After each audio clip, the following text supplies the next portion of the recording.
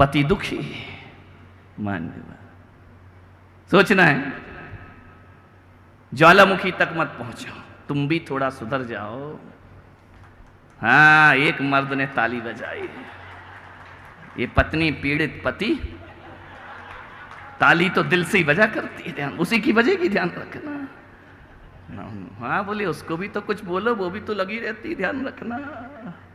तू मुझसे दुखी मैं तुझसे दुखी, तू मुझसे दुखी मैं तुझसे दुखी, कहीं बिल्डिंग से कूद के मर जाए, तू भी सुखी और मैं भी सुखी, ध्यान रखना।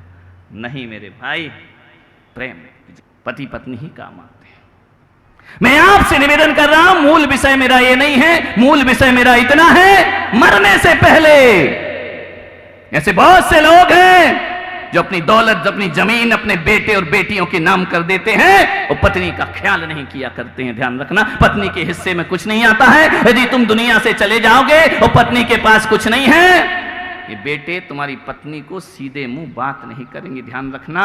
बाप बड़ा ना भैया, सबसे बड़ा रुपया, ये हकीकत है जिंदगी की। ऐसा मत समझो, बेटे ये ना समझे कि हमारे माँ बाप को भड़का रहे हैं महाराज, ध्यान रखना है। तुम भी कभी माँ बाप बनोगे बेटा, तुम्हारी भी जिंदगी इनकी राह पर आएगी एक दिन। कब तक ऐसे घूमते रहोगे, कब तक जवानी का जोश रहेगा, एक दिन तो बुढ़ापा सबको आना है। आपसे निवेदन है बड़ा निष्पक्ष भाव से, हर पति पत्नी को समय रहते जितना भी जिसके पास हो पूरी वसीयत लिखवा लेना चाहिए, ध्यान रखना।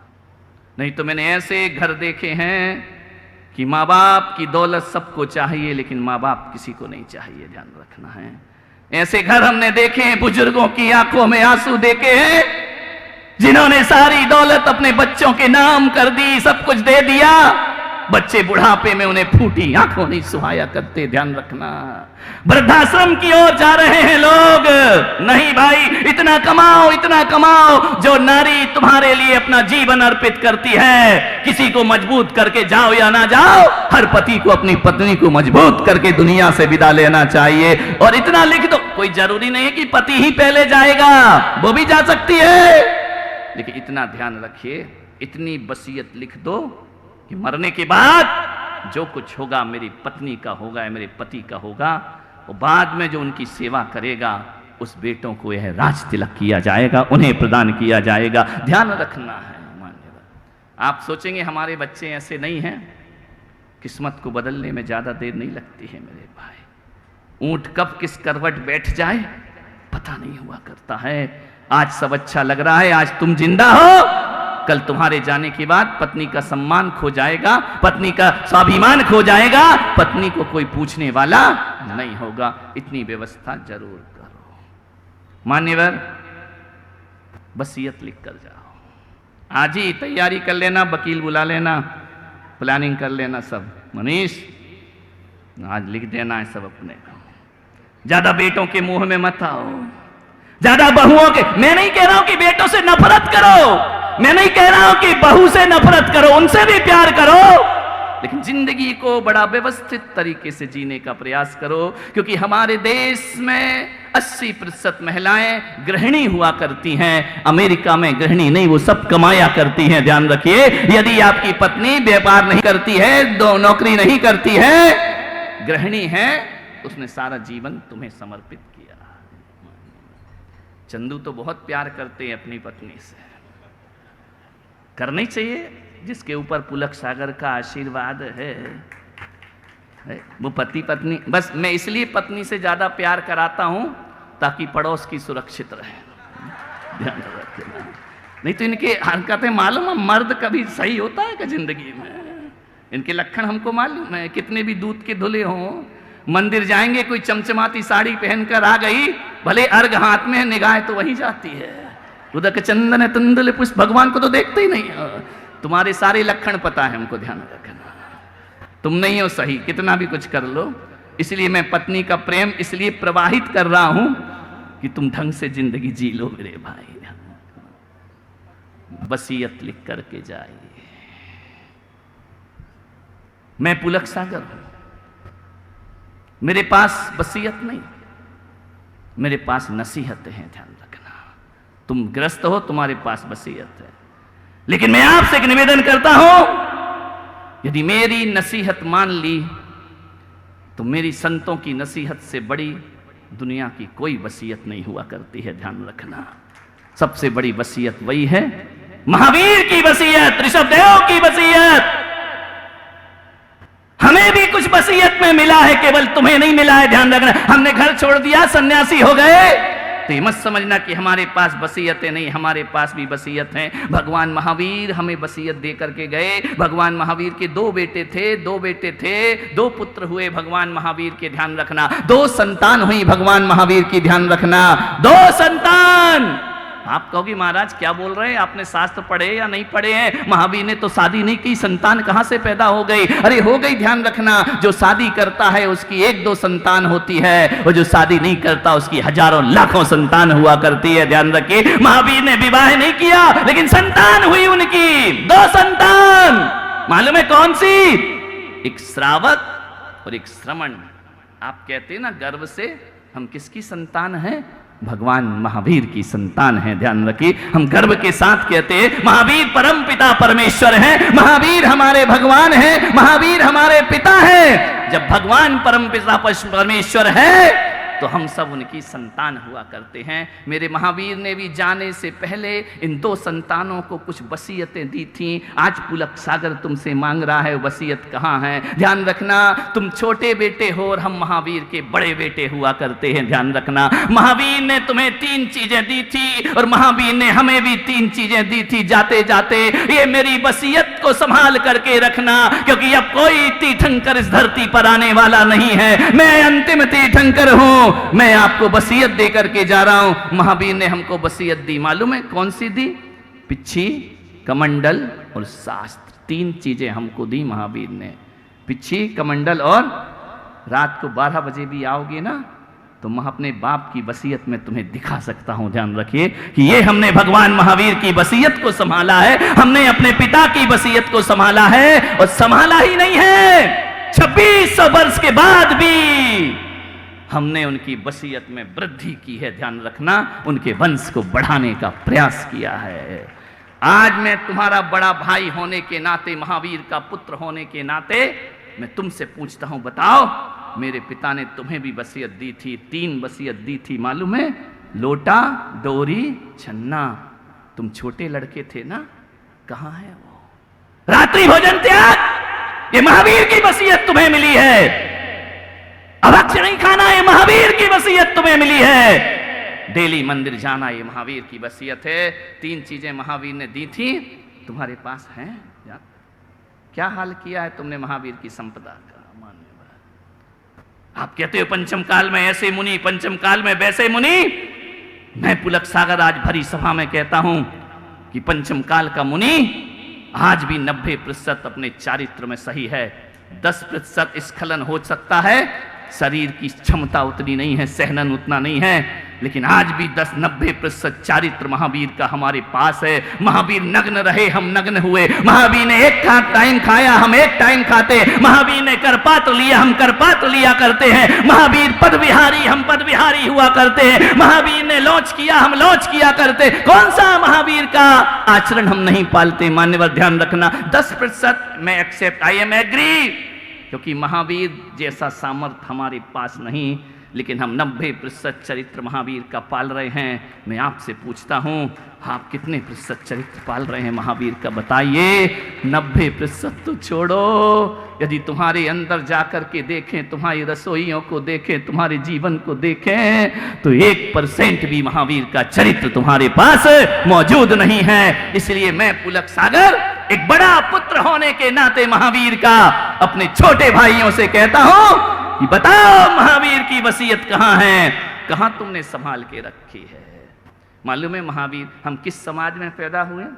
उस समाज में पैदा हुए हैं जहां पर सूरज अस्त होता है और रसोई घरों की कुंडी बंद हो जाया करती है, और जब तक सूरज नहीं आए हमारे रसोई घर खुला नहीं करते हैं।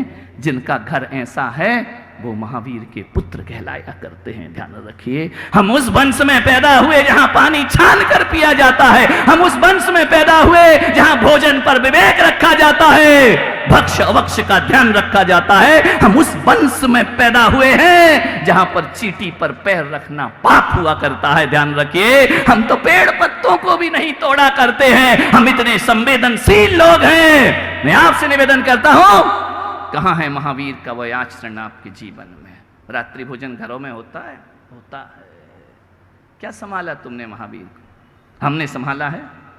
एक बार भोजन तो एक बार भोजन, करपात्र भोजन तो करपात्र भोजन, चाहे चौथे काल का मुनि हो या पंचम काल का हो, महावीर का चरित्र आज भी हमने जिंदा रखा है। ध्यान रखिए, अब ये वसीयत। श्रावक अपना चरित्र भूल गया, श्रावक अपना धर्म भूल गया, श्रावक अपनी संस्कृति भूल गया है। एक मुसलमान सड़क से निकलता है तो गोल टोपी देखकर कहते हैं मुसलमान जा रहा है। ईसाई निकलता है तो गले में लटकता हुआ क्रॉस बताता है कि ये ईसाई है। सिख निकलता है तो पगड़ी बताती है सिख समुदाय का आदमी है। ब्राह्मण निकलता है तो जनेऊ और चोटी बताती है ब्राह्मण है। जैनियों, तुम निकलते हो तो क्या पहचान है तुम्हारी? आपसे पूछ रहा हूं मैं, सोचिए। कोई रास्ते चलते व्यक्ति को जैन कह सकता है? नहीं। लेकिन जब तुम किसी सभा में, शादी में, पार्टी में जाते हो, भोजन परोसा जाता है, जब तुम कहते हम रात में नहीं खाते, ये हमारी पहचान हुआ करती है। ध्यान रखिए। लोग कहते हैं क्या आप जैन हैं? ध्यान रखिए। मेनका गांधी जब अमेरिका गई, उन्होंने एक रेस्टोरेंट पे भोजन का ऑर्डर किया और उन्होंने कहा ऐसा भोजन लाना जो शुद्ध शाकाहारी हो। प्याज भी नहीं लाना, आलू भी नहीं लाना, शुद्ध शाकाहारी भोजन लाना। मालूम है, अमेरिका के होटल के एक नौकर ने कहा, मैडम क्या आप जैन हैं? सोचिए, मेनका गांधी ने कहा, मेरी छाती गर्व से फूल गई कि मेरी जैन समाज ने विदेशों में भी अपनी पहचान बना रखी है। लेकिन मेनका गांधी जब हिंदुस्तान लौट कर आती है, हिंदुस्तान के एक होटल में जाती है और एक व्यक्ति जब 2 अंडों के आमलेट का ऑर्डर करता है, मेनका गांधी पूछती है कि तुम कौन हो? शर्म से आंखें गड़ जाती हैं। वो कहता है मैं जैन हूं। ध्यान रखना, मान्यवर, ये पहचान हमारी, ये दशा महावीर की संपदा की। हम अपनी संस्कृति सभ्यता से टूट रहे हैं। ध्यान रखना, ये भीड़ इकट्ठी कर लेना मेरा उद्देश्य नहीं है। ध्यान रखना, सिर्फ हंगामा खड़ा करना मेरा मकसद नहीं। ध्यान रखना, हो गई है पीर पर्वत सी निकलना चाहिए, इस हिमालय से कोई गंगा निकलना चाहिए। मेरे सीने में नहीं तो तेरे सीने में सही, हो कहीं भी तेरे, हो कहीं भी पीर, लेकिन पीर होना चाहिए। ध्यान रखना, मैं आपसे कह रहा हूं, सिर्फ हंगामा खड़ा करना मेरा मकसद नहीं, मेरी कोशिश है कि ये तस्वीर बदलना चाहिए। ध्यान, तालियों के हंगामे से महावीर जीवित नहीं रहेंगे मेरे भाई, कोरी बातें करने से जीवित नहीं रहेंगे। एक संकल्प अहमदाबाद की समाज कर ले। एक व्यक्ति आया, आजकल महाराजों ने क्या सिखा है बता? आहार देने जाता है, रात्रि भोजन त्याग करो, वो त्याग करता है और कहता है बाहर की छूट। ध्यान रखना, मैं पुलक सागर कहता हूं बंद करो ये पाखंड, बाहर की छूट। मैं पुलक सागर तो कहता हूं कि पागल, तुझे खाना है तो घर में खा लेना चुपचाप कमरे में बंद होकर, लेकिन शादी विवाह में जाना तो बाहर की छूट मत रखना, क्योंकि जब तू घर में खाएगा तो तू अकेला बदनाम होगा और शादी में रात में खाएगा पूरा धर्म बदनाम होगा, पूरी समाज बदनाम होगी, हमारे संस्कार अरे जो रात में खाता है वो भी बाहर जाए और बोले कि नहीं, हमरा शादी विवाह का कार्ड आता है, उसमें लिखा रहता है आजकल जैनों के लिए दिन में व्यवस्था। और जैन आदमी जब शादी में जाता है वो कहते भाई साहब आप जैन हैं, भोजन कर लीजिए। नहीं नहीं, हमको तो चलता है। धत तेरे की संस्कृति का सत्यानाश। मैं तो कहता हूं कभी भी सामूहिक रात्रि भोजन मत करिए। व्यक्तिगत का तो मैं बोल नहीं सकता, तुम्हारे कर्म तुम जानो, लेकिन मैं अपने धर्म के लिए बोल रहा हूं कि कहीं भी शादी विवाह कोई आयोजन है, संकल्प लीजिए, हम शादी में जाएंगे, लिफाफा देंगे, लेकिन हम शादी में खाएंगे नहीं, क्योंकि हम महावीर के वंशज हैं, जैन धर्म के अनुयायी हैं। ध्यान, अपनी पहचान बचा के रखो। हमारी पहचान टोपी नहीं है, हमारी पहचान गले की चैन नहीं है, हमारी पहचान चंदन का तिलक नहीं है। महावीर की पहचान महावीर का चरित्र हुआ करता है, आचरण महावीर की पहचान होती है, वसीयत है। हमने आज भी भगवान महावीर की वसीयत को पाल रखा है। कल एक साध्वी जी रास्ते में मिली, मुझे दर्शन करने आई। 16 ठाणे थे उनके, श्वेतांबर मूर्ति पूजक साध्वियां आई दर्शन को। उन्होंने कहा, क्या आप पुलक सागर हैं? का लोग तो ऐसे ही कहते हैं। आपके गुरु आचार्य पुष्पदंत सागर हैं? मैंने कहा, उसकी मैं गारंटी लेता हूं। तो बोली कि इस भीषण गर्मी में भी आप पुरानी परंपरा में जीते हैं, कुछ बदलाव नहीं करते हैं। मैंने कहा, साध्वी जी नहीं, कैसे इतना कठिन पालते होंगे? मैंने कहा, साध्वी जी कठिन कुछ नहीं है, मन में ठान लो। ध्यान रखना, कौन कहता है आसमान में छेद नहीं होता? एक पत्थर दिल से उछाल कर देखो मेरे भाई, विचार करना, कुछ कठिन नहीं, ठान लो तो सब सरल है। कहिए तो आसमां को जमी पर उतार लाए, मुश्किल नहीं है कुछ भी अगर ठान लीजिए। ध्यान रखना है, कुछ भी मुश्किल नहीं है। आज भी हम उस परंपरा में जी रहे हैं। एक पत्रकार आए, बोले आप नग्न क्यों रहते हैं? मुझसे उसने प्रश्न किया कि आपको, आपके सामने बेटियां बहुएं आती, सुंदर रूप लावण्य की धनी, इन्हें देखकर आपको कैसा लगता है? आप तो नग्न रहते हैं। मैंने कहा, मुझे कैसा लगता है? मुझे ऐसा लगता है कि जब मैं नग्न होता हूं ना, तो ऐसा लगता है, मुझे ऐसा लगता है जब खूबसूरत बहू बेटी सामने आती हैं, तो ऐसा लगता है कि बहू बेटियां नहीं, मैं उनका रूप लावण्य नहीं देखता हूं, मेरी निगाह जाती है तो उस समय ऐसा लगता है जैसे कोई अबोध बच्चा, दूध पीता बच्चा जैसे माँ की गोद में बैठता है, उसे कैसा लगता है, वैसा पुलक सागर को अपने रूप लावण्य की धनी बेटी और बहुओं को देखकर लगता है। ध्यान रखना, निर्विकार साधना, मुनि बनना कोई खेल नहीं है, बच्चों का तेल निकल जाता है अच्छे अच्छों का। ध्यान रखिए, श्रमण संस्कृति हमारी, साधुओं की संस्कृति। बोले फिर भी महाराज समाज में रहते हो, एक पत्रकार बोला, एक लंगोट तो पहन लिया करो। मैंने कहा, पागल है क्या? मुझे 2 मीटर की लंगोट पहनाएगा?